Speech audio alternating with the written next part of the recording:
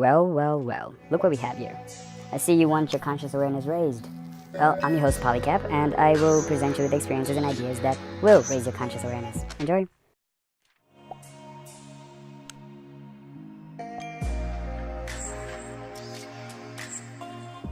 In the video you watched, there was a concept called raising the conscious awareness of the human race, right?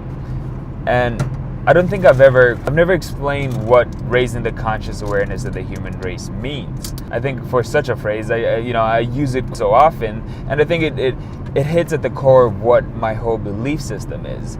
I truly believe that, I'm a conscious being, right? And so is every human that I know. But back in 2012, I read a book called The Crowd by Gustave Le Bon, and it talked about how, I've always kind of been interested in psychology, and so he takes the crowd perspective of it, and he's like, how do crowds react as a collection of humans, right? He says that crowds are stupid in a way, like when large gatherings of people come together, they're not at their smartest because people have to give up some conscious capabilities to be part of the crowd. The crowds are, to be more specific, unconsciously driven. They're driven by these unconscious desires, right? And for me, I think that the human race, up until this point, has been existing in an unconscious way. Like individual humans are conscious, but we as a collective, we as a species are creating our future unconsciously.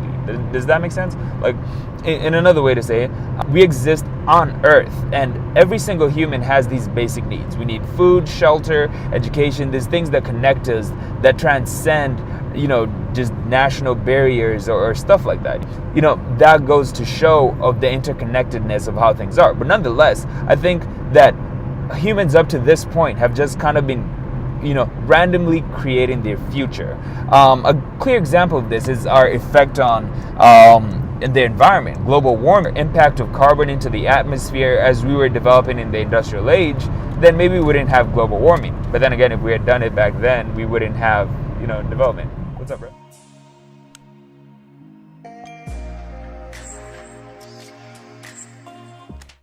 And so we're halfway through the video right now, and I had to give you guys some exposition. So we started driving in Nebraska without solo glasses. So we were driving to go see the part of totality. When an eclipse happens, there's the part in which everything goes black. And so we were driving to the totality. But the funny thing is, we didn't have glasses. So my partner who came with me on this trip was like, yeah, man, it's okay. We'll definitely get the glasses somehow. He didn't really seem worried about it, but, me being all logical and just being, I wanted to have them. I wanted to have them right then and there and now. And so it was interesting, having faith that we would get glasses eventually. I was like, we should just go buy some, and I was looking it up on my phone, and I was panicking and stuff like that. But at the end of the day, he reassured me that, hey, dude, it's going to be okay. We're going to find glasses. And so, we drive all the way down there, and, it's the eclipse happening, and it's right at the moment, when it's supposed to be, like we didn't get to the path of totality because we stopped a bunch of times, and there was just a bunch of different constraints. But at any point, we stopped the car at this gas station, and we were looking at the eclipse, but we didn't have glasses, and I thought we were going to miss the eclipse. So I was talking to this lady who wasn't the nicest, but I put up with her not being the nicest to see the eclipse. And it was weird because the time was almost 1:11, and my friend kept talking about 1:11. He was like, the whole trip, he's like, man, by 1:11 today we're gonna get the glasses. And I was like, what? That's kind of crazy. I don't know, it's weird to like call out a time.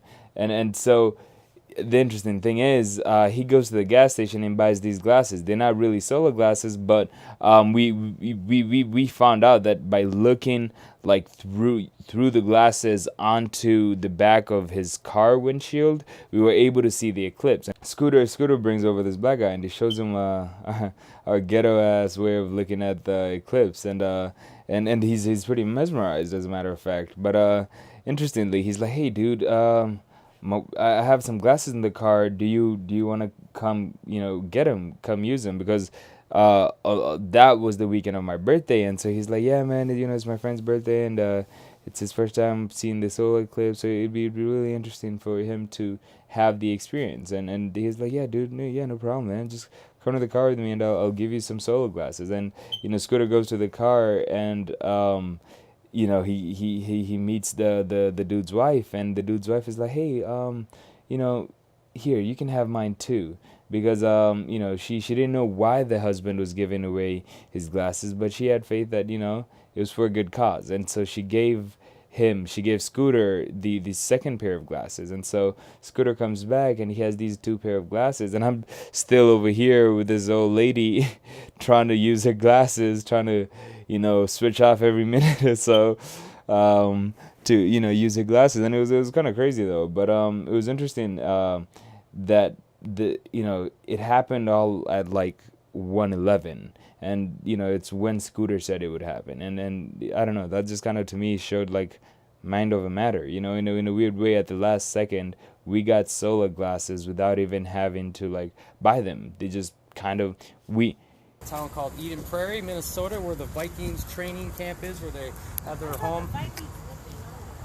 They once did, and I want to tell you, everybody's hospitality has been really sweet, but I need to talk to this young man for a second. Do you mind? Are you trying to snatch him away from me? I am.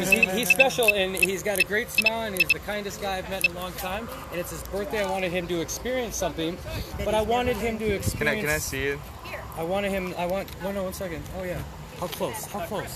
Oh, it's going off now. Off? Yes, it's going off. It's moving off. Oh, will you come here then real quick? We'll take the off. Oh, sorry. I apologize. Come here, bud. He's going that way. But Yeah, he's coming this way. Now, Yeah, definitely. You have to drive home to whatever, but this was a bigger thing than this. Well, it was always about what are you going and how deep. And what did I tell you the whole time? About the glasses. The whole time. And you saw the 111. I told you no matter what, if you think it. Listen, stop. This is it though. Here you are. You're here. Okay, You're at a okay. crossroad. You can be a man and get ready for mine. Are you ready? Because Did you have them the whole time? Glenn, where'd they go? Glenn, the black man in there, that I have a whole story for you, and I have been recording it the whole time on my headphones. And look, Oh man. put these on. How just- did you- no, how it's did not in anything. This is it. You're here. This is it. This is Put them on. smile for the Did we camera miss over it? here. We missed it close. We didn't miss it. Oh my We missed god. it total. I still have the solar glasses actually here. Where are they? I knew I'd keep them for such an occasion, and yeah, these are the solar glasses. Let me see if I can focus.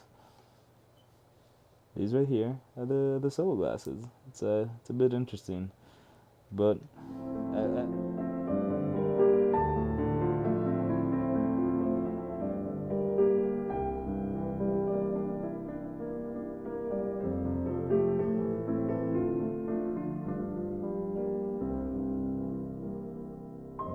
I always kind of felt like this, and this comes from a deep part of myself that I'm just like annoyed by. It's that I feel entitled towards being great. I'm not entitled to being great. I'm a nobody, you know? Like if you watched that video yesterday, a really big point that I have to start understanding and really ingrain into me is that I'm the same as everything around me. There's nothing that sets me apart. It has to be the centralizing point about who I am, the fact that I'm ordinary. And then the reason why I in a sense, I'm actually kind of glad I'm thinking and talking about this is because I am literally made of the same molecules that make everything. To go down to the atomic level, I'm made of the same atoms that make everything around us. Our Earth is a carbon-based planet, right? And so I'm a carbon-based body, and hydrogen, all these things. Anyways, but with that kind of in mind, I understand that it'll drive me towards some crazy shit that I'll get into. But eventually, by understanding that I'm made of the same molecules that not only make me, inanimate objects, but also make other humans. And what I am, in essence, is everything. everything and one at the same time. You know, like I'm a really huge fan of quantum physics, right? And they talk about how in the quantum world, a molecule or atom has the like the ability to be two things at the same time, right? And that is what sets apart the quantum theory, right? You don't have to be a 0 or 1. You can be both. You can be both a 0 and a 1 and the middle one, and you can have combinations of those where yeah. No, but not just take it as binary. So imagine all those three as being possibilities, but then imagine like possibilities in those possibilities. You remember the circles I showed you, right? If the two furthest circles were 1 and 0, the middle section would be 1 and 0 together, right? And then in those, there's still a section in which like you consider all three of them or none of them too, right? So you add like 2 other possibilities, giving you 5 more. You know, all I'm saying is there's so many different but A little bit, you're going somewhere now. Yeah. We're talking binary codes, numbers. Oh, being one and being both one, being both 1 and 0 at the same time. That is what this moment is. Every single moment you are conscious, like of being conscious, like there's a level to consciousness. That's why I'll bring it back to raising the conscious awareness of the human race. Wow. So there's being conscious. There's level 1 of being conscious, and then there's multiple levels. Basically, is what I'm saying. And the thing that that I want to point to is time and being conscious, right? So if one circle would be time and conscious, the where those two, like if it was a Venn diagram, there'd be a middle point where they would intersect, and that point would be now, right? So because time right now is meeting my consciousness, and my consciousness in a sense creates the world, creates the physical reality we exist in, right? Because I truly believe that before time there existed consciousness. When people refer to God, the ultimate being, we are those beings because we are conscious. We're just fragmented. That's why I always kind of go back to the whole human brain, humans being as an organism as one, like thinking about it from that perspective, thinking about it as I'm a small part of a bigger whole. Like my ego in the past didn't allow me to adhere to that, and I think that by giving it up more, and if I could always exist at this train of thought forever, I'd be the best version of myself, because I truly believe that right now the way I'm perceiving reality is way better than how I usually perceive it, like I'm usually going through this automated kind of state where I'm just kind of like eat, sleep, work out, like I'm more of an animal, and I'm reacting to my environment. So if I could consciously interact with it, create it and mold it into what I needed to be. So the video ended up cutting abruptly, and so I don't have the video and audio since I was too busy talking and rambling off that I failed to notice that the camera wasn't recording, so I didn't really catch the end of that conversation. But as I always say, those are ideas that I'll explore in the future in more in-depth videos, so personalized videos. I think I'm going to release a standalone video about raising the conscious awareness, and I know that I didn't get around to explaining it this video, I got sidetracked. It was a whole experience, and I wanted to capture this video as a vlog, trying out a different medium. And so I'm definitely going to be putting in a lot of effort into this YouTube channel, given that I've kind of been on and off a bit, trying to find my calling. And so now that I found it, I think I'll be sharing it a lot with you guys. And so stay tuned. There's definitely a lot more awesome stuff coming along the way. This was just a sneak peek. This was also a way of me to play around with different formats.